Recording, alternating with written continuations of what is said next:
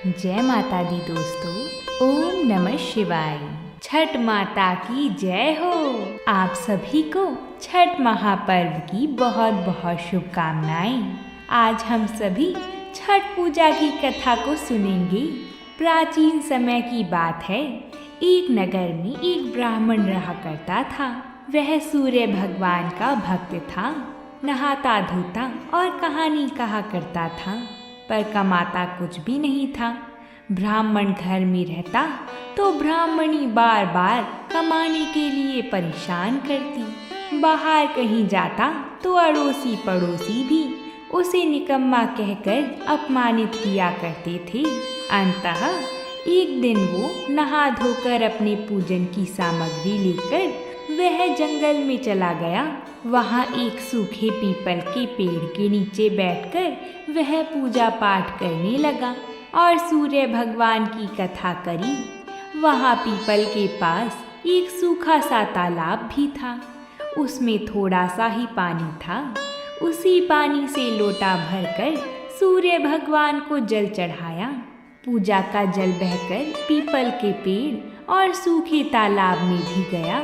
जल के जाते ही सूखा पीपल हरा भरा हो गया तथा सूखा तालाब साफ पानी से भर गया। उस जल में सूर्य भगवान दिखाई देने लगे और कहने लगे कि हे ब्राह्मण, मांग, तू क्या मांगता है। जब ब्राह्मण ने यह सुना तो वह घबरा गया और सोचने लगा कि लगता है पीपल में कोई भूत रहता है। रोज जब वह पूजा करता तभी आवाज आती। सुन सुनकर वह चिंता के कारण दुबला होने लगा था। तब ब्राह्मणी कभी कभी ब्राह्मण से मिलने जंगल आती थी। उसने ब्राह्मण से पूछा, आप दिन प्रतिदिन दुबले क्यों हुए जा रहे हो। तब ब्राह्मण ने सारा हाल बताया। तब ब्राह्मणी ने कहा कि आपके पूजा के बाद ही आवाज आती है ना। मुझे तो लगता है सूर्य भगवान स्वयं आते हैं। इस बार जब आवाज आई तो तुम सब कुछ मांग लेना। ब्राह्मण ने बोला, कैसे मांगू। ज्यादा कुछ कहना होगा तो मैं भूल जाऊंगा। कोई ऐसी तरकीब बताओ जिससे कम शब्दों में ज्यादा सा मिल जाए। ब्राह्मणी ने कहा, तुम इस प्रकार कहना, 9 खंडे महल के अंदर सोने के पालने में पड़पोते को दास दासियों द्वारा खिलाते अपनी आँखों से देखूं। इस प्रकार लंबी उम्र, महल, बेटे, पोते, पड़पोते और धन सब मिल जाएगा। क्योंकि जब धन होगा तभी तो सोने का पालना, दास दासियां होंगी और आंखें घुटने ठीक होंगे, तभी तो पड़पोते को सोने के पालने में झूला झुला सकेंगे और देख सकेंगे। दूसरे दिन पूजा के बाद आवाज आई तो ब्राह्मण ने वैसा ही कहा जैसा ब्राह्मणी ने समझाया था।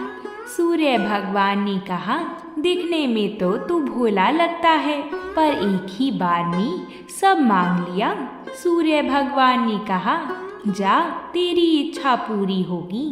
ब्राह्मण जंगल से घर आया तो उसने देखा कि उसकी टूटी हुई झोपड़ी की जगह एक 9 खंडा महल खड़ा है। दास दासियां आ जा रही थी। ब्राह्मण ने उनसे कहा, यहाँ मेरी झोपड़ी और बूढ़ी ब्राह्मणी थी, वह कहाँ गई। उस समय महल की खिड़की से एक सुंदर औरत गहनों और सुंदर कपड़ों से सजी हुई बाहर आई और ब्राह्मण से बोली, आ जाओ, ये अपना ही घर है। सूर्य भगवान ने तुम्हारी मनोकामना पूर्ण कर दी है। ब्राह्मण ने कहा, हम इतने धन का क्या करेंगे। ब्राह्मणी ने कहा, धन से क्या नहीं होता, दान पुण्य यज्ञ होम करेंगे। फिर ब्राह्मण ने वैसा ही किया। अब राजा की जगह ब्राह्मण का सभी गुणगान करने लगे। राजा ने ये सब सुनकर ब्राह्मण को बुलवाया और पूछा कि कल तक तो आपको खाना भी नहीं मिलता था, आज ये धन कहाँ से आ गया। बताओ, तुमने कहाँ से चोरी करी या डाका डाला है। ब्राह्मण ने कहा कि ये सब तो सूर्य भगवान की कृपा है महाराज। और अपनी सारी कहानी बता दी। राजा ने कहा, मेरे पुत्र नहीं हैं तो मुझे क्या करना चाहिए? ब्राह्मण ने राजा को सूर्य भगवान की पूजा की विधि बताई। राजा ने वैसे ही किया तो उसके पुत्र हो गया। तब नगर के सभी लोग सूर्य भगवान की जय बोलने लगे। हे सूर्य नारायण भगवान, जैसे ब्राह्मण और राजा की मनोकामना पूर्ण करी वैसे ही सबकी करना। कहानी कहने वाले को, कहानी सुनने वालों को सबकी मनोकामना पूरी करना। बोलिए सूर्य नारायण भगवान की जय। अब हम छठी मैया की कथा को प्रारंभ करते हैं। बोलिए छठी मैया की जय हो। अगर आप सभी ने यहाँ तक कथा को सुना है तो वीडियो को लाइक ज़रूर कर दें, क्योंकि आपके एक लाइक करने से यह कथा और 5 माताओं बहनों को भेजी जाती है। बहुत समय पहले की बात है। एक परिवार में माँ बेटा और उसकी बहू रहा करती थी। बुढ़िया माई छठ मैया की परम भक्त थी और वह हर साल छठ माता का व्रत किया करती थी। परंतु बहू नए विचारों वाली थी। वो पूजा पाठ में विश्वास नहीं करती थी। एक बार जब बुढ़िया माई छठ माता की पूजा की तैयारी कर रही थी तो बुढ़िया माई का बेटा आम की लकड़ी तोड़कर ला रहा था और पूजन की सामग्री भी बाजार से खरीद कर ला रहा था। तभी बुढ़िया माँ की बहू बुढ़िया माई पर हंस रही थी और कहने लगी कि अम्मा, दुनिया कहाँ से कहाँ पहुँच गई है। लोग आसमान को छू रहे हैं और आज भी आप इतनी अंधविश्वासी हो। पढ़ी लिखी बहू की बातों का बुढ़िया माता पर कोई प्रभाव नहीं पड़ा। बुढ़िया माई तो अपनी ही धुन में मस्त थी। जब बुढ़िया माई पूजा करने को तैयार हुई तो बहू कहने लगी कि माई, ये सब बेकार है। इस उम्र में 3 दिन भूखी रहोगी तो बीमार पड़ जाओगी और अपनी सेहत को भी बिगाड़ लोगी। भूख प्यास से न जाने क्यों लोग खुद को सताते रहते हैं। नई बहू की ये बातें सुनकर उसके भोलेपन पर बुढ़िया माई मुस्कुराने लगी और कहने लगी कि अरे बहू, शादी के बाद मेरे संतान नहीं हो रही थी। तब छठी मैया ने मेरी पुकार सुन ली। तुझे पता है बहू, ये तेरा पति भी छठी मैया का ही प्रसाद है। यह अंधविश्वास नहीं है बहू, माता का कण कण में निवास है। मेरी बात को मानो और तुम भी मेरे साथ छठ मैया के व्रत को कर लो तो छठी मैया तेरी भी गोद भर देंगी। पर बहू नए युग की नई सोच वाली थी, किसी की बातें कहाँ सुनने वाली थी। वो मुंह टेढ़ा करके सासू माँ से बोली कि मुझको कौन सा दुख है और मैं इस पूजा पाठ को नहीं करने वाली। सुंदर पति मिला है, जीवन में सब सुख मिला है। आलीशान घर है, दिन रात मस्त रहती हूँ। पूरे गांव में मुझ जैसा धनवान कहाँ। कर्म प्रधान है सासू माँ, जो कर्म करता है वही प्रधान है इस दुनिया में। बाकी सब बेकार की बातें हैं। सासू माँ के लाख समझाने पर भी बहू पर कोई असर नहीं हुआ। वह नास्तिक थी, बार बार छठ मैया की बुराई किए जा रही थी। तब उसका पति वहाँ आया और उसने भी उसको समझाने की कोशिश की और उसने कहा कि देखो प्रिय, देवी देवताओं के आगे अहंकार करना ठीक बात नहीं है। तुम भी व्रत और पूजा करने में माता का सहयोग करो। लेकिन वह तो अपने पति की भी बात को मानने को भी तैयार नहीं थी। सीधे सीधे बोल दी कि मुझे नहीं पड़ना इस अंधविश्वास के चक्कर में। पति भी थक गया उसे समझाते समझाते और बोला, ठीक है, तुम्हें जो करना है वही करो। मैं तो छठी मैया का घाट सजाने जा रहा हूँ, जिससे मेरी माँ छठ मैया के श्री चरणों में अपने सर को झुका सके। बेटा हाथ में कुंडल लेकर घाट पर चला जाता है। छठ माता की पूजा के लिए सुंदर घाट को बनाने में जुट जाता है। अपनी माँ की पूजा की तैयारी में माँ की मदद करता है। आम की लकड़ी को जलाकर अपनी माँ के साथ ठेकुआ सिकवाता है। पूरे भक्ति भाव से दोनों माँ बेटा छठ के पर्व को मनाते हैं। बुढ़िया माई के बेटे ने घर और द्वार को गाय के गोबर से लीपता है। उसी समय उसकी पत्नी पाँव में सैंडल पहनी हुई वहाँ से गुजरती है और कहती है, हाय, पता नहीं ये कौन सा त्योहार है और पूरे घर को ही गोबर गोबर बना के रखा है। अब तो घर से बाहर निकलना मुश्किल हो रहा है। कैसे गोबर की दुर्गंध आ रही है। और उसने अपने पति से कहा कि तुम और तुम्हारी माँ बहुत बड़े भक्त बनते हो। देखो जी, आपके बदन से भी गोबर की बदबू आ रही है। अब तो नहाकर ही घर आना। बहू की बातें सुनकर बुढ़िया माई बहू को समझाती है कि अरे बेटा, तुझे नहीं पता कि गोबर को तू जब दुर्गंध कह रही है, उस गोबर में बहुत से ऐसे रसायन पाए जाते हैं जिसको लीपने से घर की बहुत सारी बीमारियां कोसों दूर हो जाती हैं। इतना सुनकर बहू और बिगड़ गई। झुंझला कर बुढ़िया माई से बोली कि पहले तो लकड़ी पर ठेकुआ बनाया और अब गोबर से लीपकर पूरे घर को गोबर गोबर कर दिया। सास बहू की बहस के बीच बेटा आकर बोला कि अरे प्रिय, तुम माता से झगड़ा मत करो, चलो अब जाकर तैयार हो जाओ। छठ माता के घाट पर जाने का समय हो गया है। ढोल बाजों को बुलवाकर दौरा उठाकर वे सब घाट पर चल दिए।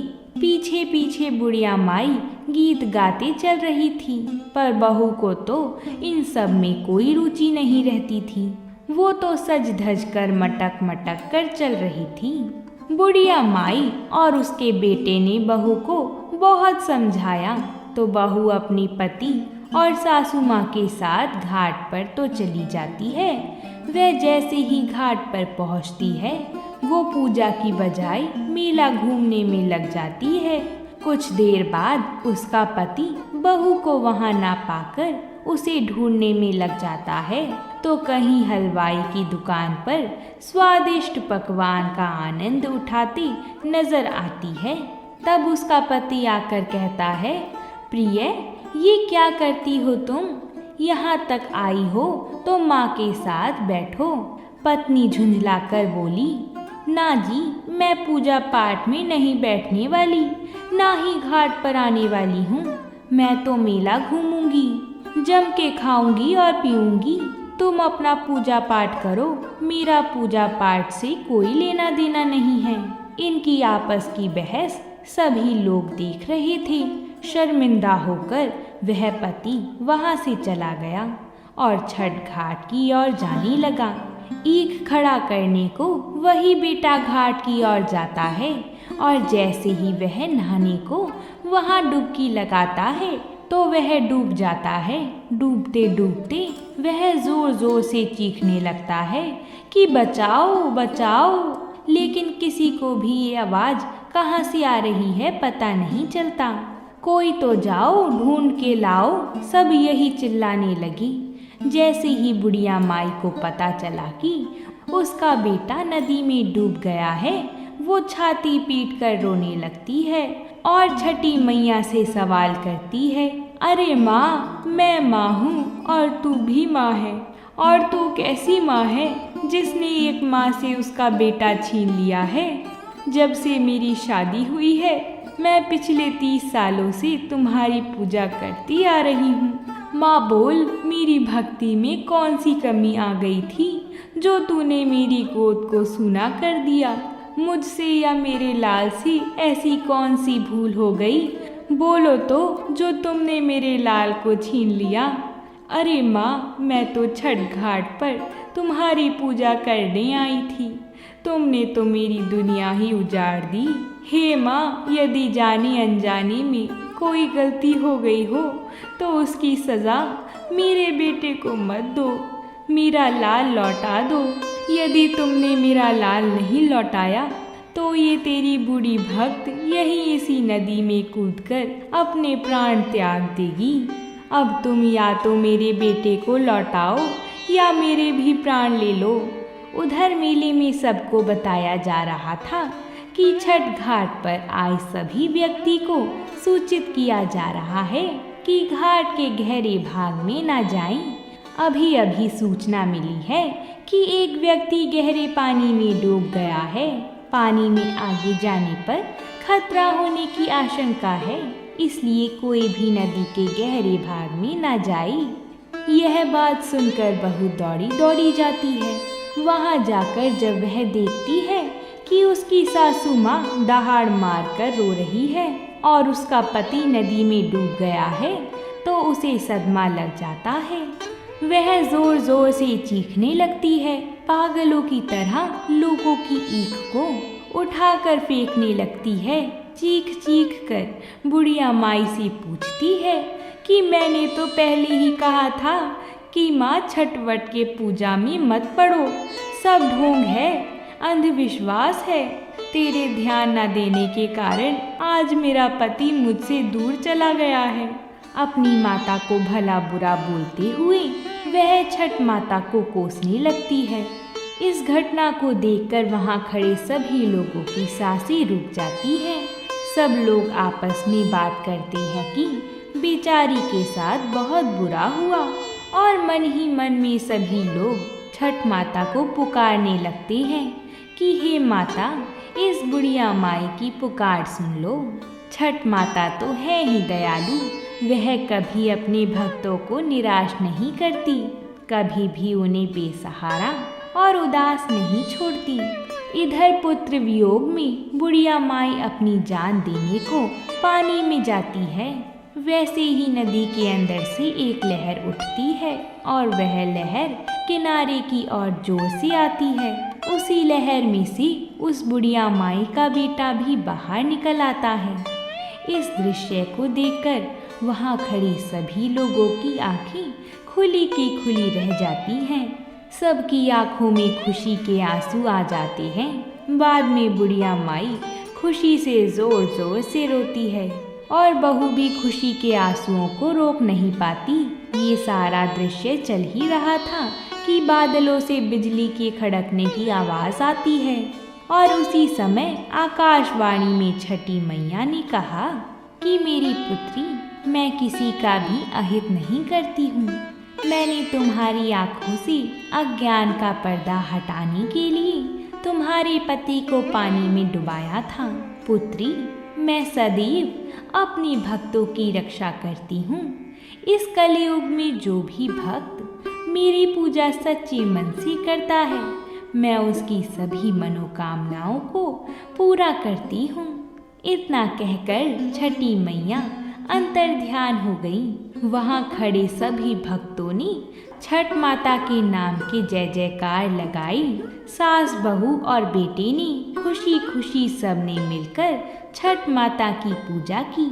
हे छठी मैया, इस कहानी को जो कोई भी भक्त प्रेम और श्रद्धा पूर्वक सुने, पढ़े और हुंकार भरे, उन सभी के घर को और उनकी रक्षा करना। बोलिए छठी मैया की जय। उम्मीद करती हूँ आपको कथा पसंद आई होगी। अगर कथा पसंद आई है तो वीडियो को लाइक करें, चैनल को सब्सक्राइब करें और इस वीडियो को अपने भाई बंधुओं के साथ शेयर ज़रूर करें। तो अब हम आपसे कल मिलते हैं एक नई कथा के साथ। तब तक के लिए प्रेम से बोलिए जय माता दी।